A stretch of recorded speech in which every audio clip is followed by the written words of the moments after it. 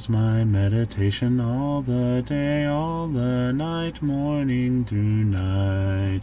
And I delight in the law of the Lord, and on his law I meditate day and night. Morning Meditations with C.J. Marshall.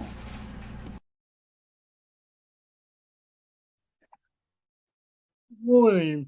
Paul has been writing to the Corinthians, and he gets to verse 18, and he says, "For the message of the cross is foolishness to those who are perishing, but to us who are being saved, it is the power of God." If you are rejecting God, the message of the cross is foolishness to you. If you are perishing, if you have not taken up God on his offer, if you are atheist, it just sounds foolish. Someone died for you, someone was put in a fetal position, it doesn't make sense.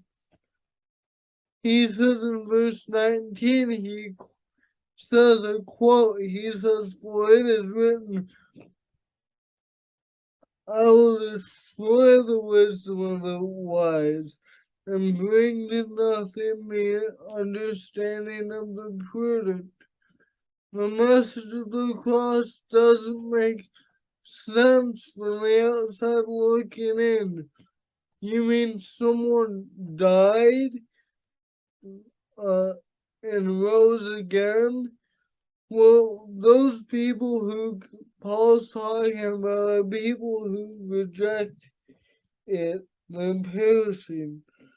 He says in verse 20, "Who is wise? Who is the scribe?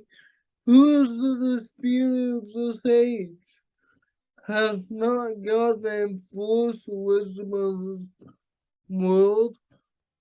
God has made foolish the wisdom of the world because the wisdom of God is so much greater." Paul's fixing to make that point. Let's continue. For since in the wisdom of God, the world through wisdom did not know God, it pleased through the foolishness of the message preached to save those who believe. This seemingly foolish message to some saves others. That is the wisdom of God. For Jews request a sign, and Greeks seek after wisdom, but we preach Christ crucified. We don't need special signs. It's a simple message. People want to have salvation their own way. Paul says, "No, we didn't give you a sign. We didn't we didn't cause a stumbling block. We just preached the message." He says verse 23, "But we preach Christ crucified, to the Jews a stumbling block, and to the Greeks foolishness." It's foolishness. They didn't change the message. The apostles preached the message.